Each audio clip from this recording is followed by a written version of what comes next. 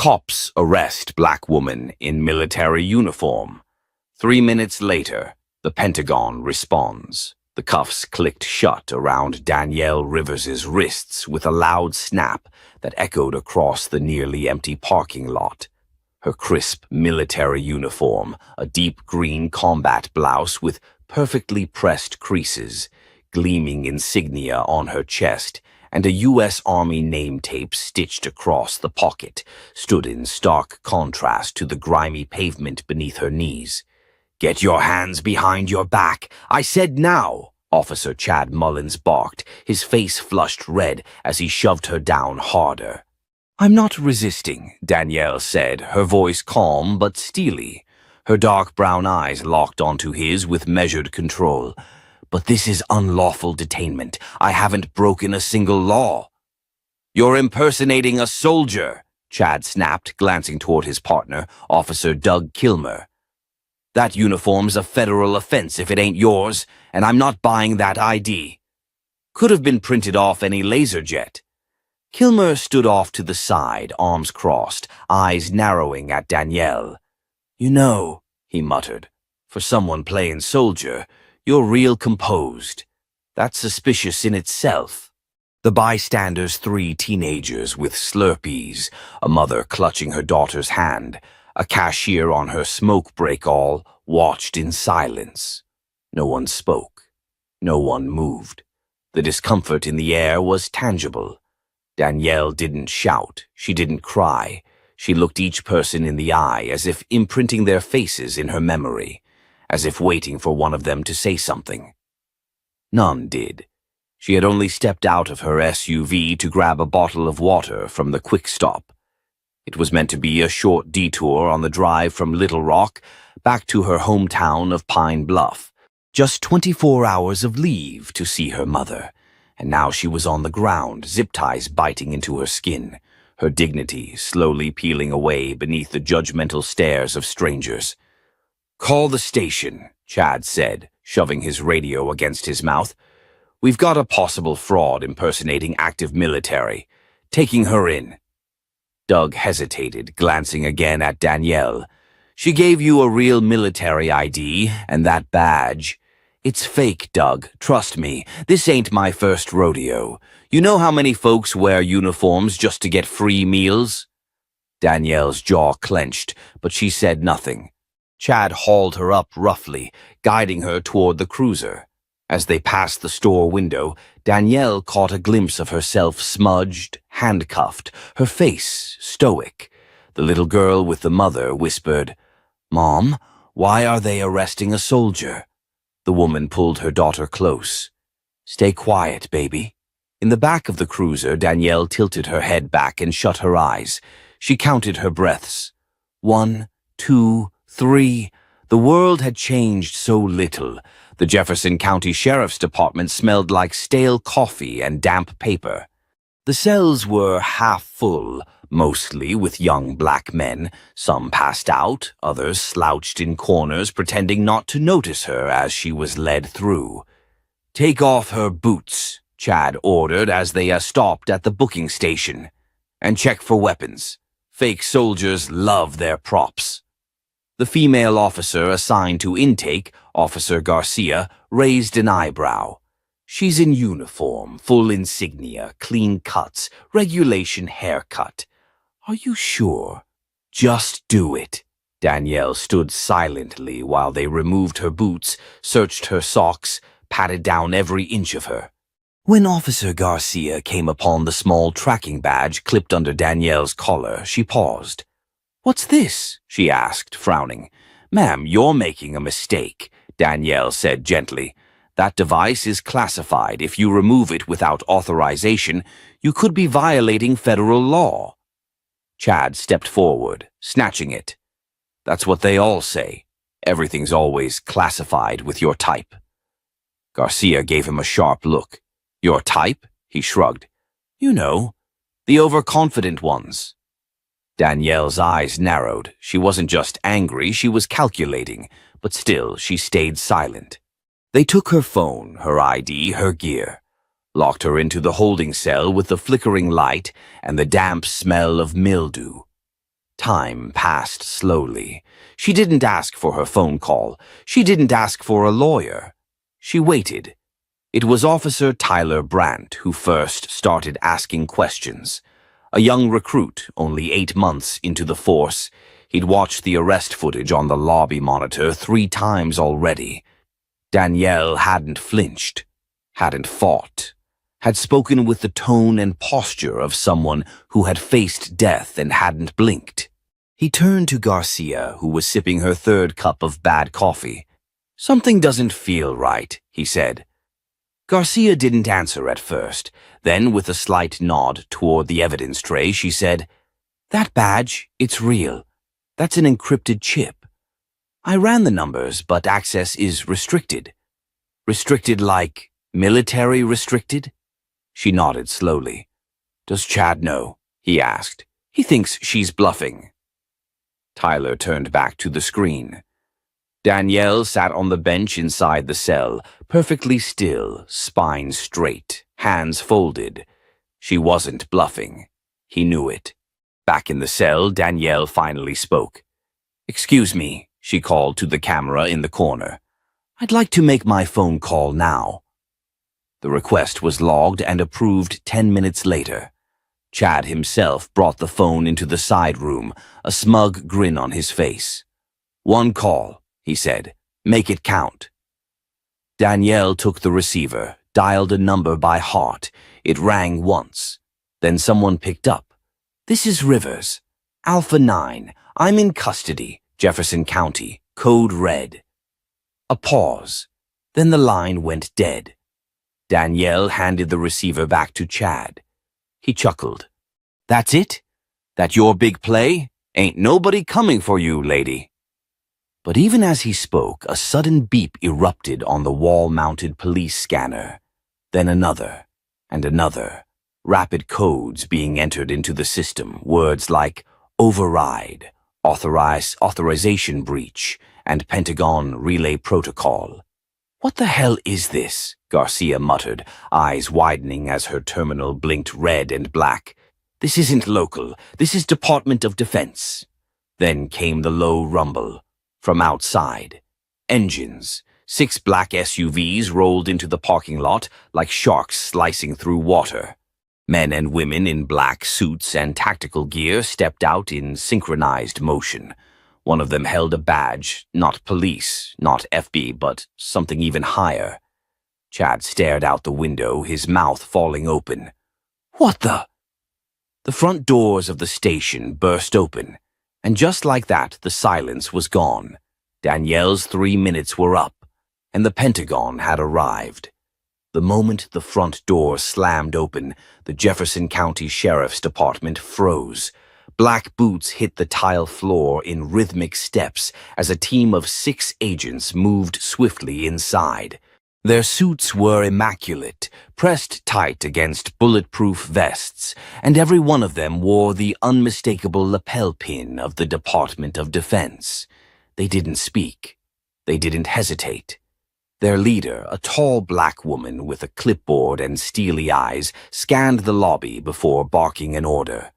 "Where is Lieutenant Colonel Danielle Rivers?" Officer Chad Mullins blinked like someone had just smacked the air out of him. "Lieutenant, what?" he mumbled. The woman didn't repeat herself. She simply reached into her pocket, pulled out a federal ID, and held it up to Officer Garcia. Garcia stepped forward instinctively, taking the ID and skimming it. Her expression turned gray. "She's in holding," she said quietly. "Cell 4. The lead agent didn't even look at Chad as she walked past him. "Get the keys, now!" But Chad snapped out of his stupor. "Wait a second," he barked, stepping in front of her. "This is a county facility. You don't just get to storm in here like it's your backyard." That was the wrong thing to say. Another agent, shorter but twice as solid, stepped forward.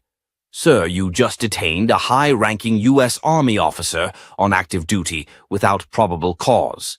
That is not only illegal, it's a federal incident." Chad puffed up, still clinging to authority. "We had reason to believe she was impersonating military personnel. Her ID didn't scan. She looked suspicious." The lead agent snapped her fingers. One of the suits passed her a small tablet. She turned the screen toward Chad. This is Lieutenant Colonel Danielle Rivers. Active. Clearance level Bravo 7, assigned to the Pentagon's Internal Threat Division. You detained her in full uniform, stripped her gear, and ignored her ID badge, which is laced with encrypted tracking. Chad's face turned the color of chalk. I didn't know, he said, voice cracking. She didn't act like military. You mean she was calm, controlled, didn't break down crying or shouting? The woman's tone was cold and clinical. Is that your profile for an impersonator, Officer Mullins? Or is it just your profile for a black woman in uniform? Silence. Garcia had already started walking toward the back, keyring in hand. Tyler Brandt followed close behind her, shaking his head like he couldn't believe any of this was real. Inside the holding cell, Danielle sat exactly where they had left her, still, collected, her back straight, even though hours had passed. When the door clicked open, she didn't look up. It took longer than I expected, she said calmly. Garcia swallowed hard. Ma'am, I'm so sorry. I'm not the one you should apologize to. Garcia opened the door and Tyler stepped aside, ashamed. Lieutenant Colonel, Danielle stood slowly, fixing her collar. Save it. As she exited the cell, the lead agent saluted her. Danielle nodded. Escort her to the vehicle, the agent said to her team, then turned to Chad, who was now sweating profusely, lips parted as if to speak. We're not finished here, she told him. And they weren't. The interrogation room had never felt smaller. Chad sat stiffly under the fluorescence, his badge on the table, hands clasped together like a schoolboy expecting detention. Across from him sat a Pentagon legal advisor, and beside her a representative from the DOJ. No uniforms, no kindness, just ice in their words.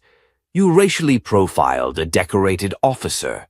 Then you refused to verify her credentials despite multiple warning signs, the advisor said. What made you so sure she wasn't who she said she was? Chad looked down. I don't know. She didn't act like military. She was too what? He hesitated. Too composed. Too confident. The DOJ rep raised an eyebrow. You mean she didn't act afraid of you? No, I mean, he fumbled. She was too calm, like she expected to be in control. And a black woman in control threw you off that much? Chad didn't answer. The advisor tapped her pen against the table. You've opened your department to a federal civil rights lawsuit, not to mention obstruction of duty. Lieutenant Colonel Rivers is one of the Pentagon's top internal auditors. She was traveling incognito, reviewing readiness at rural bases. Your actions exposed her presence and potentially compromised national security. At that, Chad's mouth fell open. She was undercover? She was conducting field assessments, yes, until you dragged her out of a quick stop at gunpoint. The door opened. A new figure stepped in. It was Chief Barnett, head of the Sheriff's Department, face thunderous. Chad, hand over your badge, he said, not even bothering to sit. But Chief, now. With shaking hands, Chad slid the badge across the table. You're suspended, pending investigation. And I wouldn't count on coming back. Outside the building, Danielle stood in the sunlight, her uniform crisp again, her face unreadable. Her SUV had been returned, fully intact. The military team had wiped her record clean from the sheriff's system, and her mission, at least for now, was paused. Agent Callahan, the lead officer who had escorted her out, stood beside her. You could sue them into the Stone Age, she said. Danielle sighed. I could. But that doesn't fix what's broken. Callahan hesitated. Then what will you do? Danielle looked back at the building, watching as Officer Brandt stepped out the side door and glanced toward her, his face tight with remorse. "I'll do what I always do," she said. "Finish the job," and with that, she got into her SUV and drove off. Not as a victim, but as a soldier, still in uniform, still on duty, and now with a new purpose. Because the enemy didn't always wear foreign colors. Sometimes it wore a badge. The next morning, the town of Millstone woke to a quiet tension. The sun rose like it always did, but something in the air had changed. Whispers buzzed across sheriff radios, behind break room doors, through the ranks of City Hall and local reporters. Word was out. Lieutenant Colonel Danielle Rivers wasn't just another black woman in camo. She was Pentagon, and she had been arrested. In the sheriff's department bullpen, Deputy Tyler Brandt sat frozen in front of his screen, watching the internal footage from 2 days ago. The video showed Chad gripping Danielle's arm, yanking her toward the squad car. She hadn't resisted. She hadn't fought back. She just looked directly at him and said one thing. "You're going to wish you had asked one more question." Now Tyler understood what she meant. He was still replaying that moment when Captain Diane Sutherland strode into the room. Diane was new to the department, a transfer from Atlanta with 20 years of clean record and no time for nonsense. She dropped a thick folder on his desk. "That's your new assignment," she said flatly. Tyler looked up. "What is it?" "A complaint trail. Civil rights watchdog flagged Millstone PD for targeting people of color disproportionately in arrests and traffic stops. Guess what popped up first?" He swallowed. "The Rivers case. And 10 others just like it. Chad was a walking lawsuit factory, and now his mess is ours." Tyler stared at the folder. "What are we supposed to do with this?" "Fix it," Diane said, "or someone from DC will." Meanwhile, Danielle stood in front of a dusty community center on the edge of town. Her boots crunched gravel as she stepped through the side door. Inside, a half-dozen folding chairs circled a coffee pot and a battered podium. "Danielle?" an older man asked, standing near the back. His voice was gruff but warm. "Walter," she replied, offering a faint smile. Walter Jameson had served 2 tours in Iraq. Now he ran a local veteran support group for rural counties, the kind often forgotten between federal grant cycles. "You came," he said. "After what they did to you?" Danielle nodded. "That's exactly why I came." By noon, more veterans filtered in. Black, white, Latino, young and old. Some wore faded army caps. Others just wore stories in their eyes. Danielle stood before them. "2 days ago," she said, "I was arrested on suspicion of impersonating a soldier. They said my ID didn't look right, said I didn't fit the profile." She let those words hang. "I've worn this uniform for over 17 years. I've briefed generals, led security operations in active zones, and I was still treated like a criminal because someone saw my skin before they saw my service." A heavy silence fell, then a hand went up. "Ma'am," a young vet named Rico asked, "how many of us do you think this has happened to, but without the Pentagon stepping in?" Danielle met his eyes. "Too many." Walter stood up beside her. "And what are we going to do about it?" Danielle looked around the room. "We build a record, testimonies, dates, names. We show them this isn't a one-off, this is a pattern, and then we bring it to light." There were nods, then applause, and just like that, a new mission had begun. Back at the sheriff's department, Tyler sat in the records room, flipping through past case files. He wasn't supposed to feel sick to his stomach, but he did. Because once he knew what to look for, it was impossible to unsee. Case after case showed the same thing: disproportionate stops, dubious charges, suspicious behavior codes tagged almost exclusively to black and brown names. And Chad wasn't the only one. He stood up and walked straight to Captain Sutherland's office. "We have a bigger problem," he said. "It's not just Chad." She leaned back in her chair. "Show me." He dropped 3 folders on her desk, each one containing reports from different deputies, all with eerily similar language. Sutherland flipped through them, her jaw tightening. "We'll need to flag this up the chain," she said. "To who? Internal Affairs?" "No," she replied. "To the Office of Civil Rights in D.C." Tyler hesitated. "You sure? That'll put us on a national list." She looked him dead in the eyes. "We already are."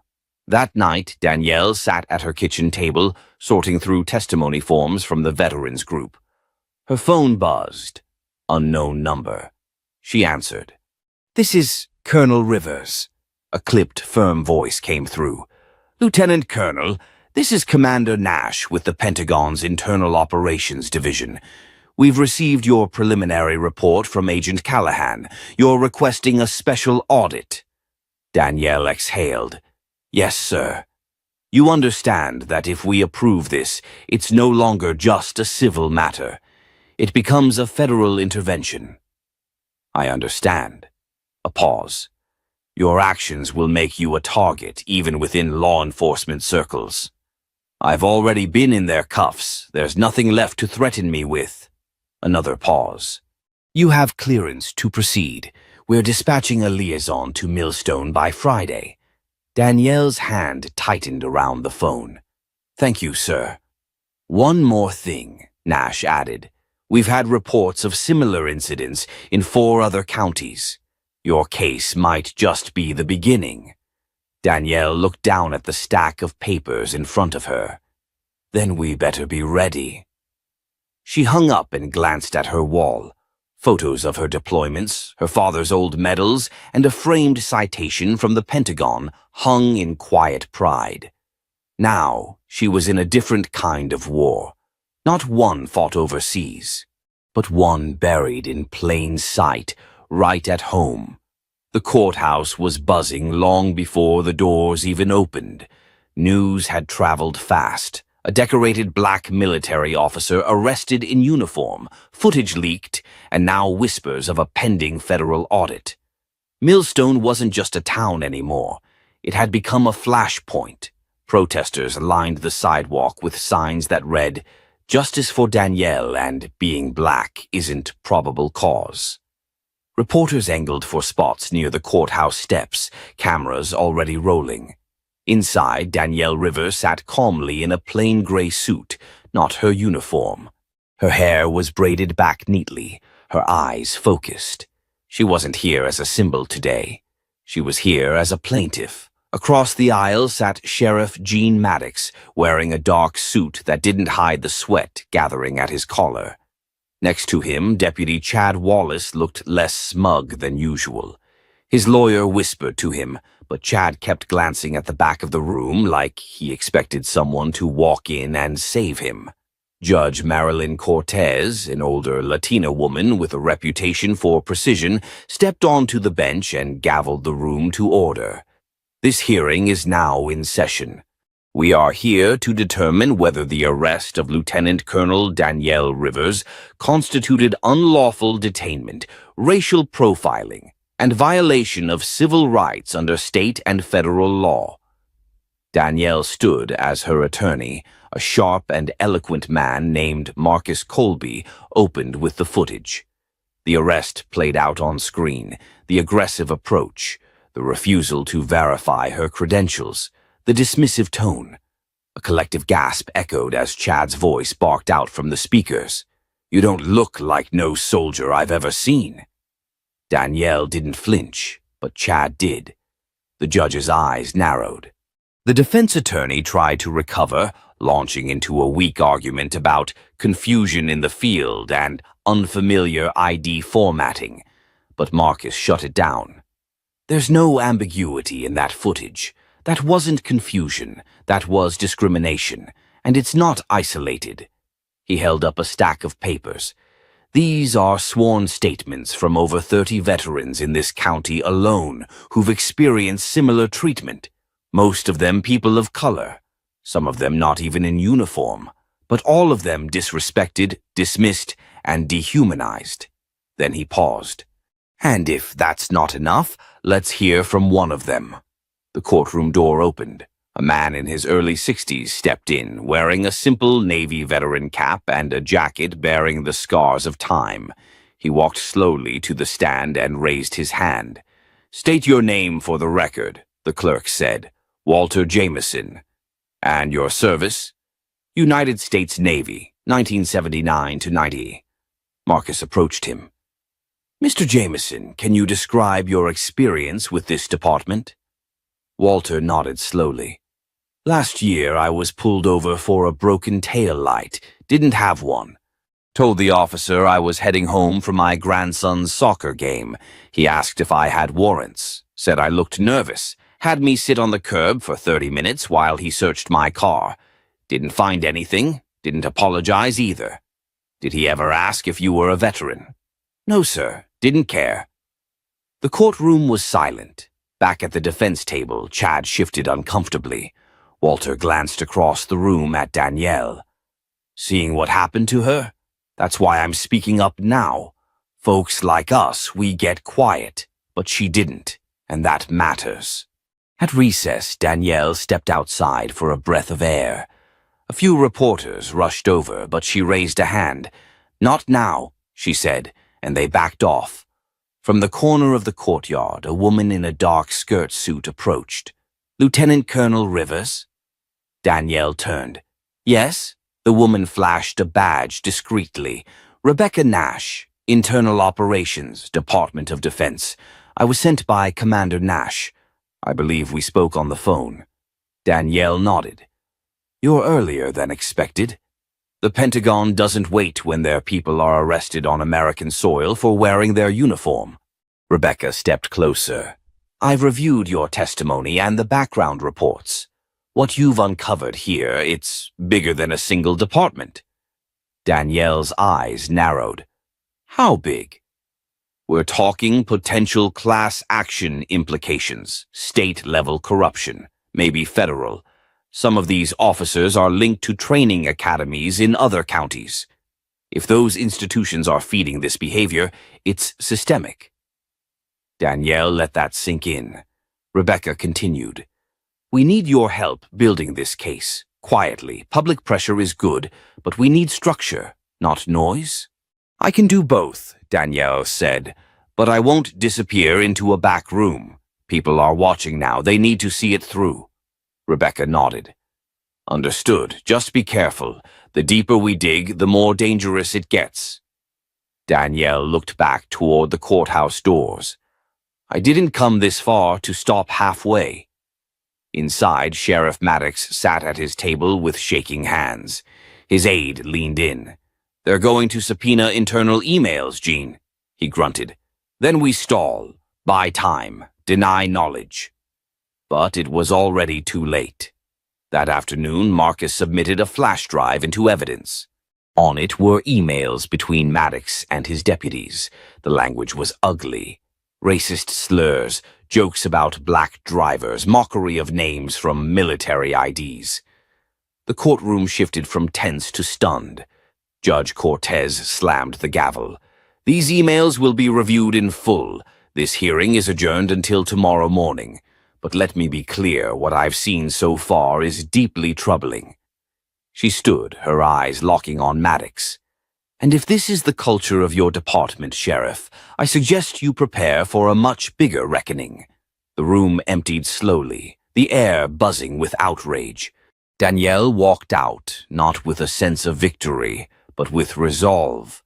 This wasn't over, not by a long shot. And by morning, Millstone would no longer be the town that quietly tolerated injustice. It would be the battleground where it was forced to face it head-on. Danielle sat quietly in the back seat of the black SUV, her hands resting in her lap, eyes fixed on the courthouse growing smaller in the side mirror. Across from her sat Rebecca Nash, now without her sunglasses, her tone clipped but calm. "You understand what we're about to walk into?" Danielle gave a curt nod. "A hornet's nest." Rebecca didn't smile. "Worse, a federal web." They pulled into an underground parking deck beneath the Millstone County Admin Building. It was nearly empty, silent except for the low hum of fluorescent lights overhead. The air smelled like damp concrete and secrets. "This isn't just about your arrest anymore," Rebecca said, turning off the ignition. "We traced emails from Maddox's department to state-level security liaisons and a military recruitment board." Danielle blinked. "Recruitment board? Why would they be involved?" "Because they've been feeding names to the sheriff's office, disqualifying black candidates under false pretexts, rerouting reports. It's a filtration system designed to keep certain people out before they even get close." Danielle's stomach twisted. "And it's not just Millstone," Rebecca added. "There are patterns in 4 other counties. Sheriff departments, security contractors, even a few academy instructors involved." As the weight of it landed, Danielle exhaled, trying to absorb the enormity. "Why me?" she finally asked. "Why now?" Rebecca looked her dead in the eye. "Because you fought back, and because you wore the uniform while they tried to erase your name." They walked through a side entrance and into a conference room already occupied by 2 men in suits and a woman in Army legal uniform. Files spread out across the table. Danielle recognized the Army woman immediately, Colonel Aria Bennett, a military lawyer with a steel spine and a memory for policy that made generals nervous. "Colonel Rivers," Aria said, standing. "Glad you made it. Have a seat." Danielle sat. The man beside her began. "I'm Alan Harper, Department of Justice. We're prepping a formal investigation. But before we go forward, we need to know if you're willing to be the face of this." Danielle hesitated. "You'll be under scrutiny," Aria warned. "Not just from them, but from your own. They'll question your motives, your record, your leadership. Everything." "I'm used to that," Danielle said, but her voice was tight. "Doesn't mean it won't still sting." Harper leaned in. "This could trigger massive policy reforms. We're talking top-down restructuring, oversight boards, new hiring procedures, training overhauls." "And arrests?" Danielle asked. "That too," Rebecca said. Danielle paused, jaw clenched, thoughts racing. She thought of the protesters outside, of Walter Jameson's face, of the look in Chad's eyes when the video played in court. "I'm in," she said, "on one condition." Harper raised an eyebrow. "I want full transparency, no cutting deals behind closed doors, and I want the press involved. The people need to see it play out." Aria gave a slight nod. "We'll get pushback, but it's the right call." Later that night, as Danielle walked through her small rental apartment in silence, her phone buzzed. It was Marcus. "They filed a gag order," he said without greeting. "Sheriff Maddox's team, claiming this is interfering with an active investigation." Danielle sat on the edge of her couch, rubbing her temple. "They're trying to muzzle us." "Exactly, we're fighting it, but you need to lay low for a few days. Stay off TV, no interviews." "Can't," she said quietly. "Danielle." "I said I can't," she repeated. "The silence is what they count on. We're not giving them that." There was a pause on the line, then a quiet sigh from Marcus. "I'll back you," he said, "but be careful. These people don't play fair." Danielle hung up, sat in the dark for a moment, then stood and opened her closet. Her uniform hung in the back, pressed and untouched since the day she was arrested. She reached for it, then stopped. No, not yet. The next morning, chaos erupted. A local paper had published excerpts from leaked internal emails, slurs, recruitment filters, even an email thread where Chad Wallace joked about staging arrests for training exercises on minority teens. The story went viral in hours. National networks picked it up. News trucks parked outside the sheriff's office. Reporters camped at the courthouse. Protest crowds doubled, then tripled. Military veterans, Black, Latino, Asian started showing up in full dress uniform in solidarity. The pressure mounted fast. And then, just after noon, Sheriff Maddox called a press conference. He stood behind a wooden podium in front of the Millstone courthouse, flanked by his lawyer and two nervous-looking deputies. Reporters buzzed. Cameras rolled. "I want to state clearly," Maddox began, "that this department has always upheld the law. We are cooperating with investigators, and I will not comment on allegations taken out of context." A reporter shouted, "What about the email that called Lieutenant Colonel Rivers a walking diversity checklist?" Maddox's face flushed. "Taken out of context," he repeated. Then another reporter yelled, "What about the leaked footage showing Wallace laughing after her arrest?" Maddox's lawyer stepped forward. "We will not be answering questions pertaining to—" But before he could finish, the crowd parted. Danielle stepped forward, flanked by Colonel Aria Bennett and Marcus. She didn't say a word, just stood silently at the edge of the press line, arms folded, watching. The cameras swung toward her. Maddox faltered. He looked at her, then at the reporters. The moment cracked. One of the deputies at Maddox's side, a young man named Eric Rowe, stepped away and crossed the line, walking toward Danielle. "I'm done," he said quietly, taking off his badge and laying it on the concrete at her feet. Gasps rippled through the crowd. Maddox's face turned white. Danielle didn't move. She looked down at the badge, then at Maddox. She didn't smile, but the message was clear. "Your system's cracking, and we're not done yet." By morning, the town was no longer whispering, it was roaring. Danielle awoke to a flood of missed calls, media requests, and one simple text from Rebecca Nash. "He's cracking. Let's push." Sheriff Maddox's public statement had done more harm than good. The press had dissected every word. The badge drop by Deputy Eric Rowe had gone viral. But that wasn't the real blow. The real earthquake hit just hours later when someone inside the department released surveillance footage from the night Danielle was arrested. The video was raw, time-stamped, and damning. It showed Danielle standing calmly outside the grocery store, holding her military ID and trying to de-escalate. Wallace's voice could be heard, sneering, mocking her rank, calling her a prop with a badge. Then came the rough takedown, no resistance, no cause. CNN looped the footage for hours. MSNBC cut to a live debate. Even Fox News, hesitant at first, started raising eyebrows at how the incident had been handled. Inside the Millstone County Administrative Building, Sheriff Maddox was unraveling. "This is war," he barked, slamming a folder shut in a meeting with his senior staff. "They're trying to dismantle this department." His chief deputy, Vince Latimer, shifted uncomfortably in his seat. "Sir, we've got 3 more officers asking for reassignment. 2 already resigned. We can't afford—" "I said this is war," Maddox repeated. "We fight." But it was clear to everyone in the room that he was no longer in control. The system he'd built was bleeding from every corner. Meanwhile, Danielle sat in a private conference room downtown with Aria Bennett, Rebecca, and Marcus.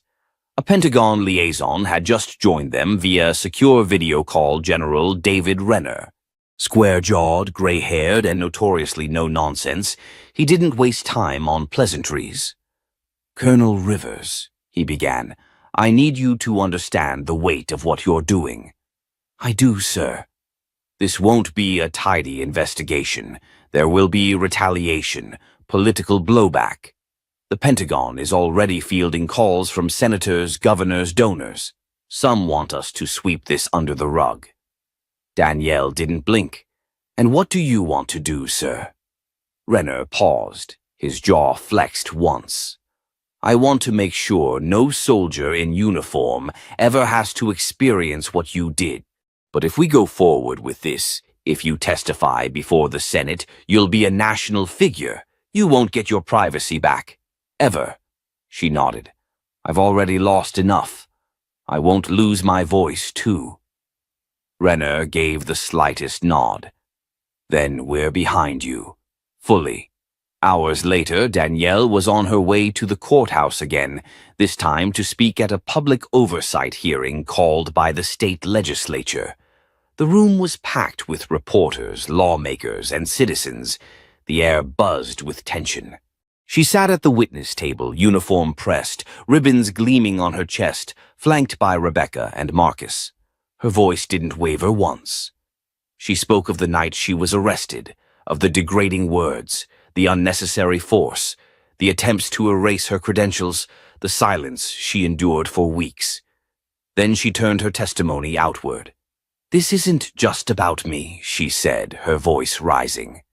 "This is about every service member of color who's been told, directly or indirectly, that their service doesn't count, that their sacrifice is conditional, that their uniform doesn't protect them once they step off base and walk into the world." The room went still. Outside, the streets of Millstone had transformed.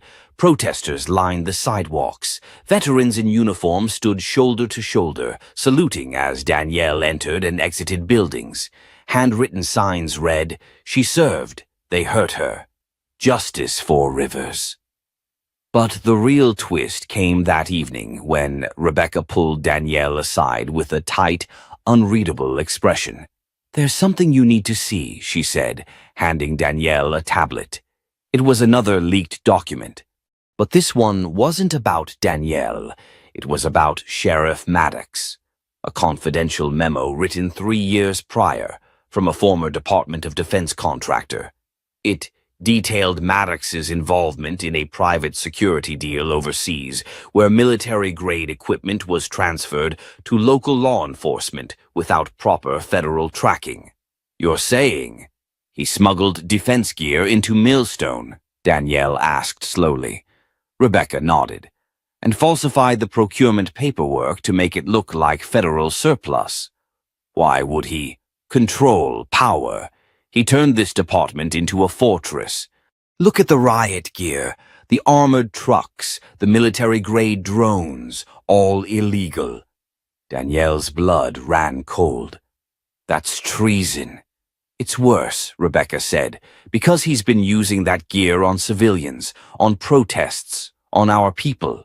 They sat in silence. Then Danielle said, "We bring this forward tomorrow." Rebecca didn't smile. "We already did." The next morning, federal agents raided the Millstone County Sheriff's Office. Doors were busted open, hard drives seized, officers handcuffed and escorted out. Chad Wallace tried to run. He made it 2 blocks before a federal marshal tackled him face first into a patch of gravel. Sheriff Maddox was not in his office. He wasn't at his home either. He had vanished. The media exploded. And Danielle? She stood at the edge of the chaos, watching it all unfold, the wind lifting strands of her hair. Marcus came up behind her. "They're saying Maddox might have crossed state lines. He's wanted now." She didn't answer. She looked toward the courthouse, toward a system she once believed in, and whispered, more to herself than anyone else, "We're not done until every brick of that old house is torn down and rebuilt." And she meant it. The hum of the city had changed. Millstone, once a quiet southern town where no one challenged authority, now buzzed with anticipation. The raid on the sheriff's office had blown the lid off everything, but the storm wasn't over. It had just changed direction. Danielle stood in the war room of a secure federal facility in Atlanta. The Pentagon had upgraded their involvement from monitoring to active operations. Her face was everywhere, news screens, interview clips, Senate hearing previews. Overnight, she had become a symbol, but symbols carried weight and enemies. "We traced Maddox's vehicle to Birmingham," said Agent Marquez, flipping through live satellite images. "He's ditched the car. There's reason to believe he's trying to leave the country." "On what passport?" Danielle asked flatly. Marcus, seated across from her, tossed a file across the table. Turns out Maddox had a second identity created through a DoD contractor. Fake name, real documentation, paid for using laundered funds through local defense grants. Danielle stared at the folder. It gets worse, Rebecca added. He had access to highly sensitive communication tech. We're talking encrypted field radios, military grade. He's not just running, he's planning something. Danielle's eyes darkened. He's trying to flip the narrative, go out as a martyr. There was a heavy pause. And if he gets in front of a camera before we do, we lose control of the story, Rebecca said. Everyone in the room knew what had to be done. Danielle stood. Then we don't wait for him to talk. We talk first. That evening, Danielle appeared on 60 Minutes for an exclusive interview. She sat across from veteran journalist Maya Ellis, under the soft glow of studio lighting, not a single wrinkle in her uniform. Her voice was calm, measured, but every word struck like a hammer. There are people, Danielle said, who will call this betrayal, who will say I turned my back on law enforcement or on tradition, but I didn't betray anyone. I upheld the oath I took to defend this country from all enemies, foreign and domestic. Maya leaned in. And do you believe Sheriff Maddox is one of those enemies? Danielle didn't hesitate. I believe that when someone uses power to harm the people they swore to protect, they become the very threat they were hired to stop. The nation held its breath. By midnight, the clip had been viewed 22 million times. At 2:47 a.m., a security camera caught Maddox walking into a gas station near the Florida Panhandle. He was disguised in a baseball cap and sunglasses, but it was him. By dawn, the feds had him. No gunfire, no standoff. He was found sitting in a diner, drinking black coffee, waiting for someone who never showed. There was no bravado left, no swagger, just a man hollowed out by his own arrogance. Back in Millstone, Danielle returned to her childhood neighborhood. She hadn't stepped foot there in years. It was quiet, but different now. A mural of her in uniform had been painted on a community center wall. Kids posed beside it. Veterans saluted it. She stood in front of it silently until Marcus approached. "You ready for the hearing?" he asked. She nodded. "Let's end it." The final state hearing on Maddox's misconduct began in a packed Capitol Hall. The energy was electric. Protesters filled the steps outside, but inside there was only silence. Danielle testified first. He knew exactly what he was doing, she told the panel. He weaponized the badge. He used military resources to intimidate civilians. He falsified federal records. And when exposed, he ran. Chad Wallace followed, shackled and still defiant. He tried to play victim. "I was just following orders," he spat. But this time the room didn't buy it. His words fell flat. Then came the unexpected twist. As the hearing wrapped up, the state's lead investigator stood and requested to speak. "We have one more piece of evidence," he said, holding up a flash drive. "It's a wire recording one we believe was made by a whistleblower inside the sheriff's office. It reveals a conversation between Maddox and a local judge. The audio played aloud, Maddox. I don't care what her record says. That woman walks into my town in uniform. She's still a black woman first. Make her disappear." Gasps rippled across the courtroom. The judge in question was immediately placed on administrative leave. Federal investigations began into several other counties. Danielle didn't flinch. But tears welled in her eyes, not for herself, for how far things had gone, for how many others had suffered in silence. That night, as the town settled and the Capitol lights dimmed, Danielle visited the base where she'd first trained. She walked past the flagpole, hands behind her back, letting the wind play with her hair. Marcus caught up with her, holding 2 cups of coffee. He handed her one without a word. For a long time, they just stood there. Finally, she said, "I never asked for this, never wanted the spotlight. I know, he said, but you handled it like someone who did. She smiled faintly. I just wanted to serve. And you still are, he replied. Behind them, the flag flapped quietly. Danielle looked toward the sky. I'm not done. Not even close. The fight was far from over, but now the whole country was watching. Rain drizzled softly on the steps of the U.S. Capitol as Danielle Hayes stood before a podium, her uniform crisp, her posture unwavering. The marble columns behind her loomed like silent witnesses. Reporters crowded the plaza, microphones pointed like weapons, hungry for a final word. But Danielle wasn't there for spectacle. She was there for truth. Injustice doesn't start in silence, she said, voice steady but full of fire. It starts in whispers behind closed doors, in unchecked power, in the people who look the other way. And if we're not brave enough to speak up, it grows, it spreads, until someone stops it. The crowd was hushed, hanging on every syllable. I didn't wear this uniform to be seen. I wore it to serve. I wore it to protect those who were told they didn't belong. And if one woman, one soldier standing her ground in a small town can shake the walls of power, then imagine what all of us could do together. Cameras flashed, thunder rolled in the distance, but no one moved. Then she stepped down, no victory lap, no celebration, just purpose. The fallout was seismic. Sheriff Maddox was formally charged with conspiracy, obstruction, and violation of civil rights under color of law. 3 deputies turned state's evidence, implicating an entire network of small-town corruption that had festered for years under federal radar. The judge caught on. The wire was removed from the bench. Dozens of past rulings were reopened. A statewide task force was created to review systemic abuses in rural policing.